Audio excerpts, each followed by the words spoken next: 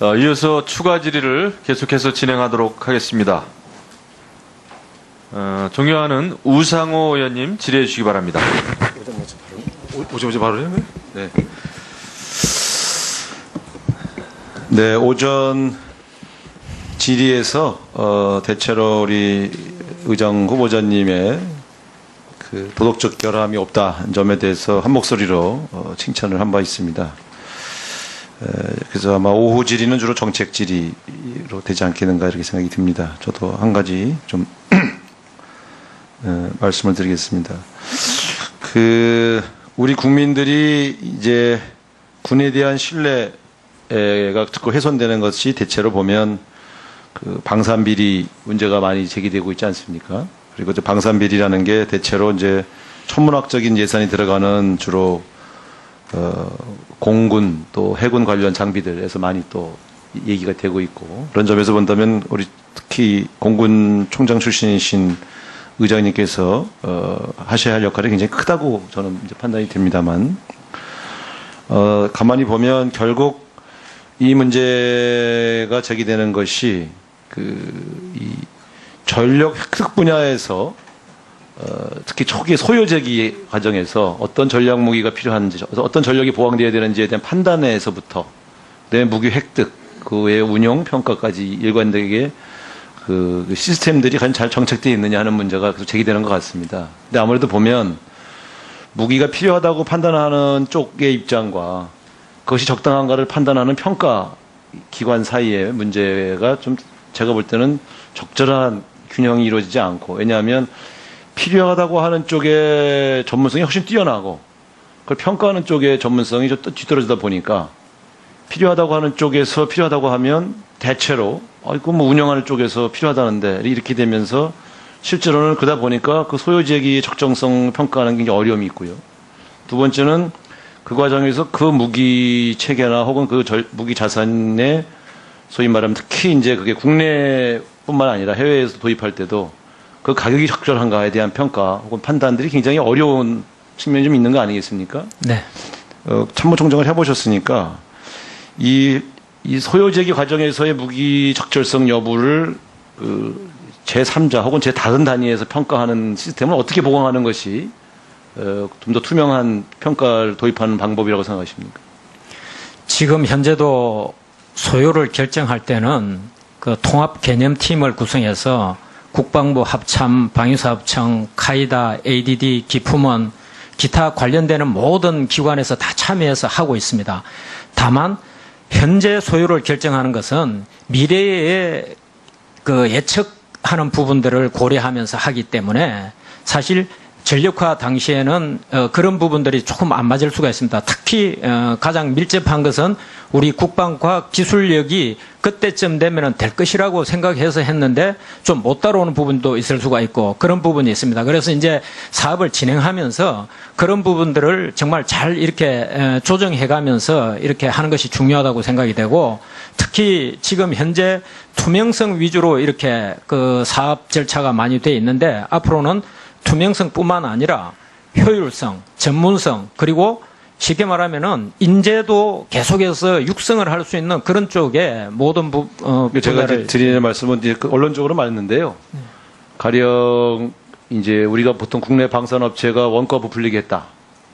또 해외 무기를 다른 나라에 비해서 비싸게 구입했다. 이런 얘기들이 자꾸 제기되는 건 일반적인 무기 그 성능이나 뭐 이런 소요제기는 비교적 시스템화될지 몰라도 이 가격의 적정성 여부를 판단하는 능력들이 부족하지 않나 이런 생각이 들어서 그 문제에 대해서는 시간이 금방 가네. 어떻게 한번 말씀해 주시죠. 예. 원가 부풀리기에 대한 부분은 지금도 원가 검증 시스템이 방위사업청에서 잘 돼 있습니다. 다만 이제 저도 여기서 의원님들께 한 가지 부탁 말씀 드리고 싶은 것은 해외 수출하는 무기에 대해서 우리가 원가를 부풀렸다고 하는 것은 결국은 우리 국익에 오히려 손해를 끼칠 영향이 있기 때문에. 수입 무기를 말하고요. 수입 무기.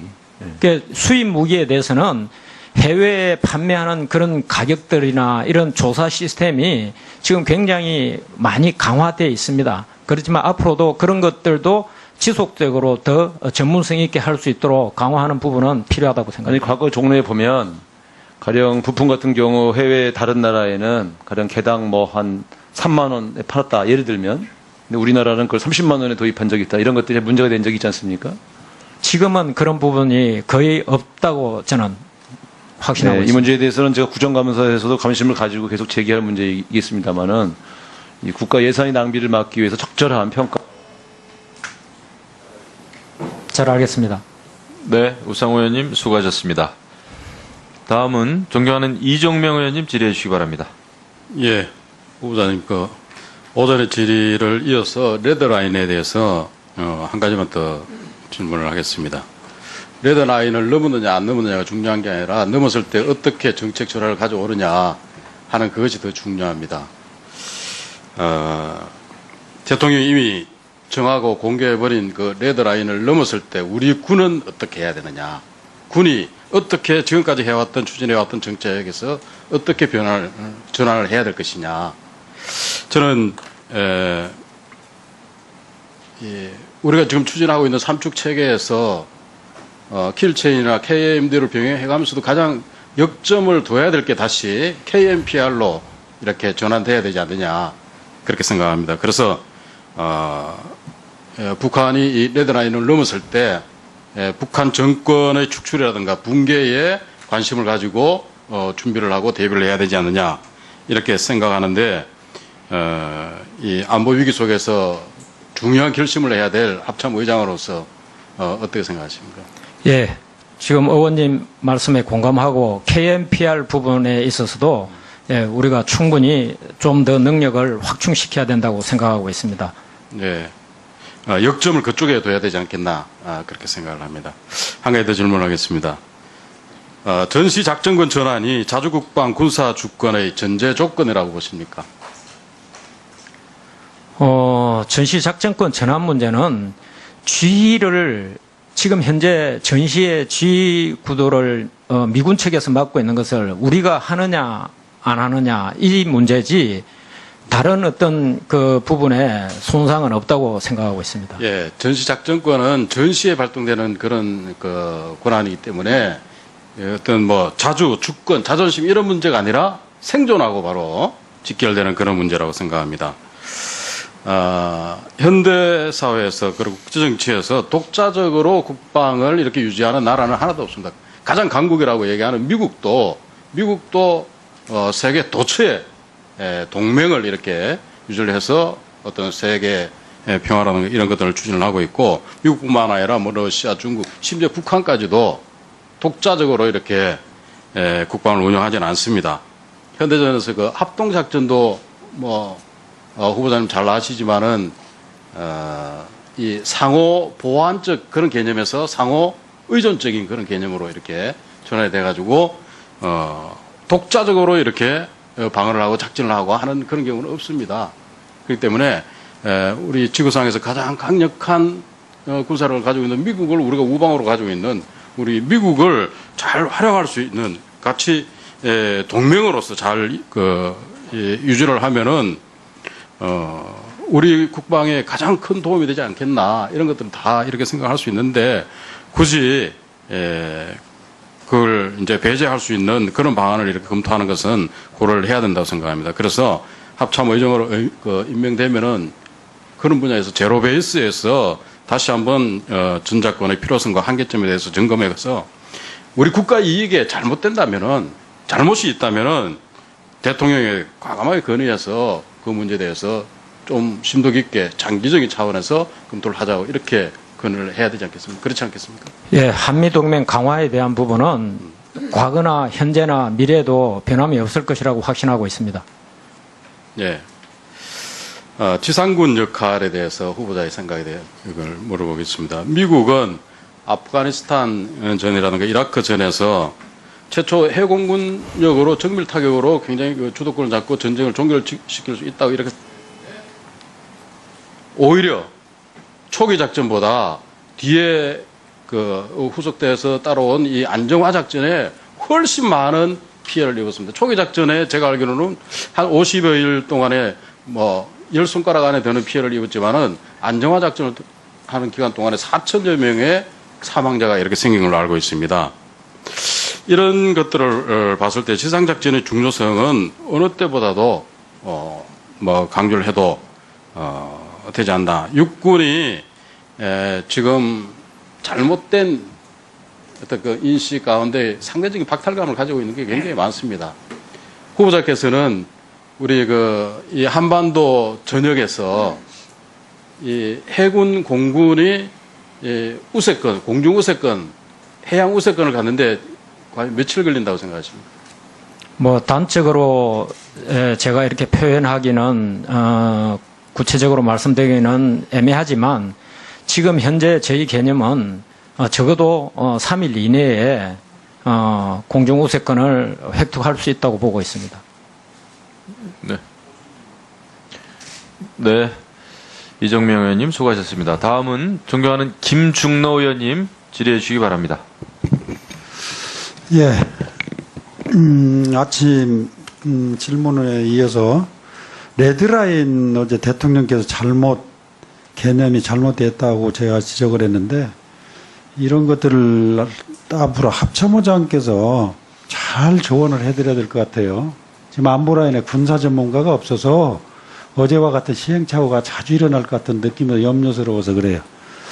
왜냐하면 어제도 그 레드라인의 개념이 벌써 핵무장은 아까 저 합참의장님 그거 잘못 말씀하시는 것 같은데 전쟁은 최악의 0.01%라도 최악의 상황을 가정하고 준비해야 되잖아요. 네. 그러면 지금 핵무기를 보유했다고 보고 미국에서 투발 수산하고 또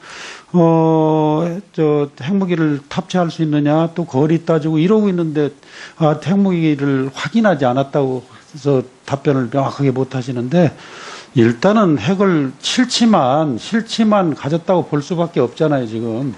거기에 대비해서 우리가 대응을 해가야 되는데 거기에 대한 개념을 확실해야 되고 이 연결해서 이 비핵화 문제도 정말 합참의장이 국가와 국민만 생각한 다음에 앞으로 통일후까지 내다보고 주변 모든 국가가 이제 핵을 갖는데 약소국이면서도 약한 나라이면서도 핵을 없이 무엇을 어떻게 하겠다느냐 이해가 안 가고 핵무기를 어떻게 할 것인가 연구를 많이 해야 돼. 지금 뭐 핵무기 말만 하는 말레이지를 일으키고 뭐 핵에 대한 생각도 하지 말라는 듯한 발언도 하는 분들이 있는데 요거 정말 제대로 연구를 해야 돼요. 앞으로 어떻게 대비를 해야 할 것인지 비핵화만 모범생처럼 지켜가야 되는 것인지 그리고 지금 해구산 속에서 비 안 맞겠다고 미국만 기대야 되는 것인지 정말 국가의 생존 문제입니다. 그래서 이 핵 문제는 또 얼마고 국제정치상에서 카드로도 활용할 수 있어요. 꼭 보유 안 하더라도. 그러면 연구도 하고 개발도 하고 때에 따라서는 개발하겠다고 참 엄포도 넣을 수 있고 여러 가지 방법이 있어요. 근데 무조건 그냥 핵무기 얘기만 나오면 알레지를 일으켜요. 그래서 이 문제는 정말 어떻게 앞으로 우리가 방위를 해가면서 전투는 합참의장이고 그 전쟁은 국가가 하잖아요. 그죠? 넓은 의미에서 그러면 이 핵 문제는 정말 연구가 앞으로 많이 돼야 될 문제고 여야를 지금 진영 논리로 자꾸 얘기하는데 이건 그럴 차원을 떠나서 안보 문제만은 여야가 없이 생각을 해야 돼요. 그 역할을 합참의장께서 해달라는 요구를 하고 싶고 전시작전권 문제를 지금 말씀하시는데 전시작전권 전환이 아니고 환수입니다. 맞죠? 전환이 아니고 환수라고요. 그러죠? 지금 현재 저희가 사용하는 용어는 전시작전권 전환으로 하고 있습니다. 그거 좀 잘 생각해 보세요. 이 단어들이 많이 틀려요. 지금 위안부 문제도 위안부라는 단어가 적절한데 지금 국가에서 바로 잡아야 돼요. 이건 국가가 관여한 집단 성폭행입니다. 그리고 적군을 가서 보조해야 되는데 그게 위안입니까? 아니죠. 이런 단어 또 국방부에서 정신교육 시킨다는 단어든 정신을 발작한 사람 어떻게 정신교육 시키는 저도 군 출신이지만 잘못 시키면 정신 버립니다. 그래서 이런 단어 정리를 잘 해야 될 것 같아요. 지금 이런 거 환수 분명히 환수입니다. 제가 보기에는 전환이 아니라고 봐요. 가져간 거 다시 되돌려 가져오는 겁니다. 전환이 아니고 환수로 이런 것도 좀 개념부터 좀 단어부터 바로 잡았으면 좋겠다. 그리고 이 전시작전권 문제에서 지금 시기에 의해서부터 조건으로 넘어왔는데 조건 3개가 한번 읽어보세요. 애매해요. 그러니까 또 그때 가서 또 저 안보 환경이 바뀌고 무기 체계가 바뀌고 여러 가지 요소가 바뀌면 또 안 하겠다는 얘기나 똑같습니다. 제가 보기에는. 정말 국가와 국민을 위해서 어떤 것이 옳은 것인가. 합참의장 정말 바른 사람이 이제 앉았으니까 정말 제대로 해야 됩니다. 예? 예, 유념하겠습니다. 예, 안보 라인이 너무 허약해요, 지금. 그래서 그냥 왔다 갔다 하네요, 우왕좌왕. 국민들이 굉장히 불안해 합니다.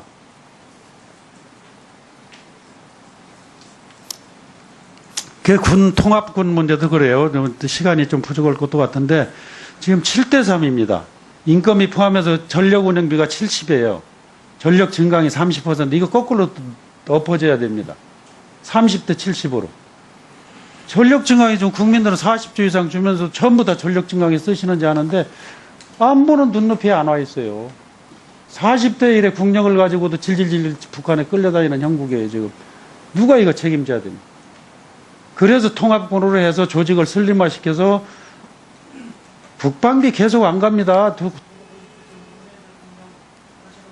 지금 선거 때 공약한 거 지키느라고 재정 연출도 별로 생각 안 하고 막 계속 지금 돈 들어가 하고 있습니다.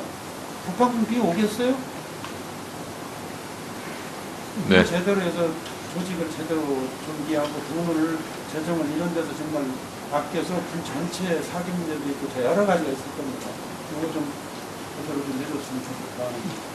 네. 예, 잘 새겨 듣겠습니다. 예. 네, 김중노 의원님 수고하셨습니다. 다음은 이철희 의원님 질의해 주시기 바랍니다. 예, 짧게 두 가지만 제가 질문드리겠습니다. 좀 당장 답을 안 주셔도 되고요. 취임하시면 확인해 보시고 저한테 답을 주시면 좋겠는데,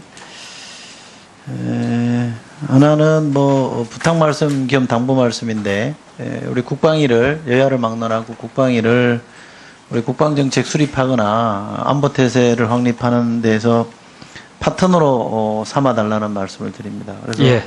혹시 군과 관련해서 이러저런 의혹이 있거나 불신을 받는 부분이 있으면 저희 국방위랑 잘 협의하시면 그런 불신이나 의혹을 해소하는 데 도움이 되니까 자꾸 이렇게 숨기려고 그러지 마시고 불편해하지 마시고 같이 의논해서 뭔가 할 수 있는 그런 쪽으로 좀 이 국방위를 예, 적극 협조하겠습니다. 예, 그렇게 말씀드리고 싶고요.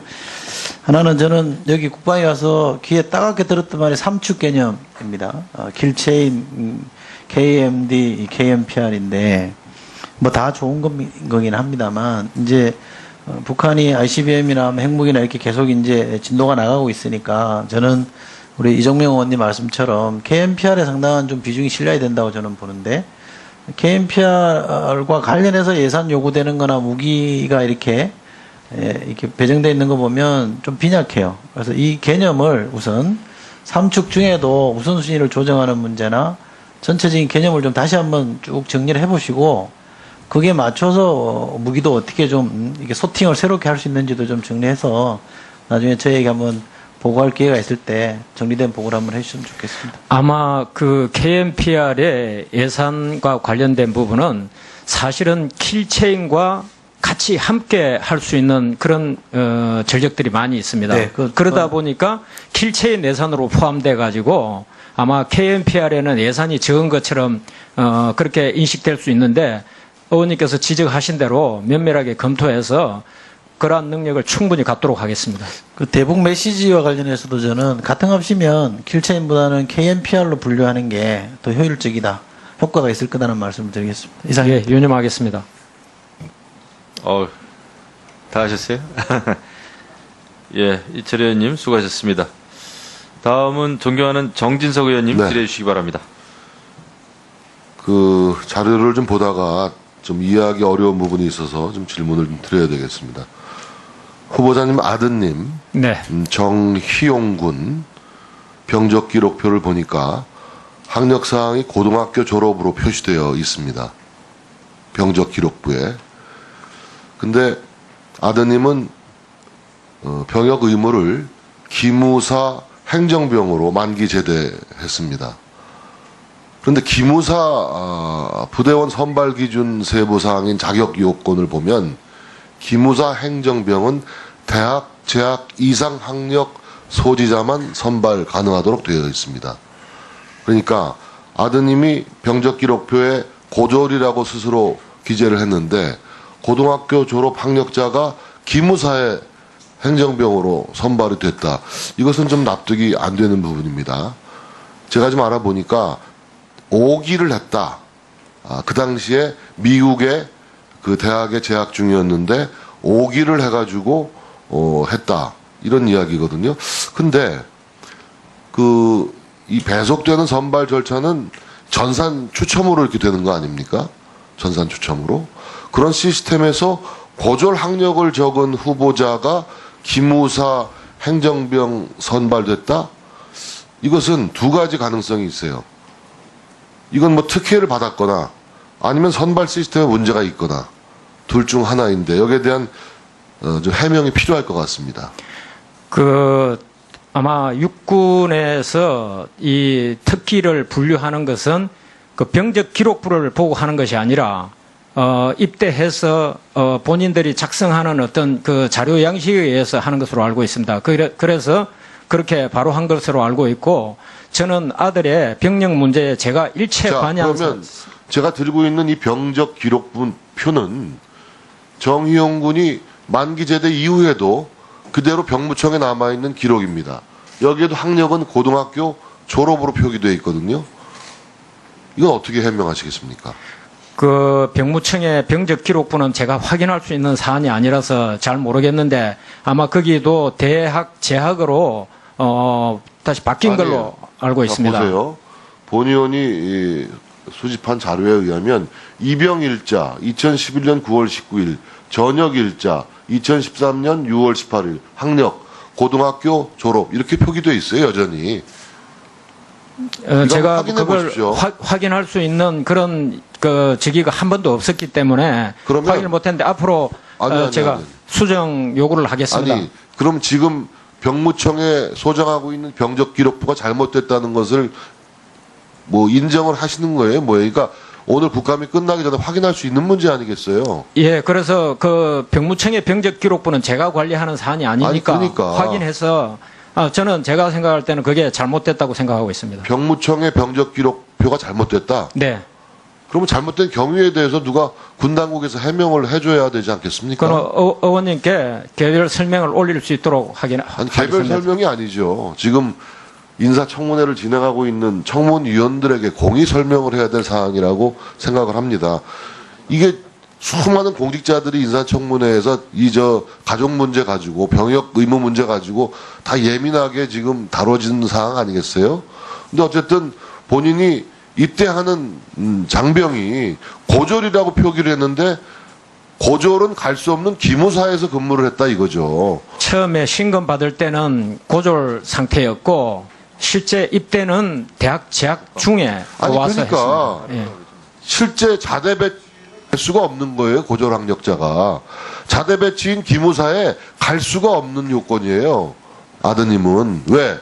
고졸이라고 표기했기 때문에 고졸은 선발 대상이 아니에요. 대학교 재학생들 이상만 기무사 행정병으로 뽑고 있어요. 그 의원님께서 말씀하시는 예, 제가 다 드릴게요. 다. 그 병적 자료에 의해서 특히 분류를 하는 것이 아니라 별도의 아마 입대하면은 자료를 작성해서 하는 것으로 알고 있습니다. 그렇다면 이런 것이 뭐 전 특혜가 아닐 것이라고 믿어요. 평소에 우리 후보자의 인품이나 이런 걸 종합해 보면 그렇다면 이 기무사의 선발 시스템, 이 병무청의 선발 시스템에 커다란 오류가 지금 있는 겁니다. 둘 중에 하나거든요. 이 부분은 국감이 끝나기 전에 좀 더 명확한 해명이 필요한 사항이라고 저는 보여집니다. 동의하십니까? 예, 알겠습니다. 왜 판매하는 그런 가격들이나 이런 조사 시스템이 지금 굉장히 많이 강화되어 있습니다. 그렇지만 앞으로도 그런 것들도 지속적으로 더 전문성 있게 할 수 있도록 강화하는 부분은 필요하다고 아니, 생각합니다. 과거 종로에 보면 가령 부품 같은 경우 해외 다른 나라에는 가령 개당 뭐 한 3만 원에 팔았다. 예를 들면. 근데 우리나라는 그걸 30만 원에 도입한 적이 있다. 이런 것들이 문제가 된 적이 있지 않습니까? 지금은 그런 부분이 거의 없다고 저는 확신하고 네, 이 있습니다. 문제에 대해서는 제가 국정감사에서도 관심을 가지고 계속 제기할 문제이겠습니다만은 이 국가 예산의 낭비를 막기 위해서 적절한 평가. 잘 알겠습니다. 네, 우상호 의원님 수고하셨습니다. 다음은 존경하는 이종명 의원님 질의해 주시기 바랍니다. 예, 후보자님 오전의 질의를 이어서 레드라인에 대해서 한 가지만 더 질문을 하겠습니다. 레드라인을 넘었느냐 안 넘었느냐가 중요한 게 아니라 넘었을 때 어떻게 정책 조례를 가져오느냐 하는 그것이 더 중요합니다. 대통령이 이미 정하고 공개해버린 그 레드라인을 넘었을 때 우리 군은 어떻게 해야 되느냐. 군이 어떻게 지금까지 해왔던 추진해왔던 정책에서 어떻게 전환을 해야 될 것이냐. 저는 우리가 지금 추진하고 있는 삼축 체계에서 킬체인이나 KMD를 병행해가면서도 가장 역점을 둬야 될 게 다시 KMPR로 이렇게 전환돼야 되지 않느냐.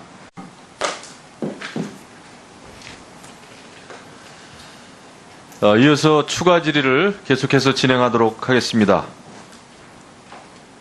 존경하는 우상호 의원님 질의해 주시기 바랍니다. 오자마자 바로 해요? 네. 네, 오전 질의에서 대체로 우리 의정 후보자님의 그 도덕적 결함이 없다 점에 대해서 한 목소리로 칭찬을 한 바 있습니다. 그래서 아마 오후 질의는 주로 정책 질의로 되지 않겠는가 이렇게 생각이 듭니다. 저도 한 가지 좀 말씀을 드리겠습니다. 우리 국민들이 이제 군에 대한 신뢰가 자꾸 훼손되는 것이 대체로 보면 그 방산비리 문제가 많이 제기되고 있지 않습니까? 그리고 저 방산비리라는 게 대체로 이제 천문학적인 예산이 들어가는 주로 공군 또 해군 관련 장비들에서 많이 또 얘기가 되고 있고, 그런 점에서 본다면 우리 특히 공군 총장 출신이신 의장님께서 하셔야 할 역할이 굉장히 크다고 저는 이제 판단이 됩니다만, 가만히 보면 결국 이 문제가 제기되는 것이 이 전력 획득 분야에서 특히 초기 소요제기 과정에서 어떤 전략 무기가 필요한지, 어떤 전력이 보강되어야 되는지에 대한 판단에서부터 내 무기 획득. 그렇게 생각합니다. 그래서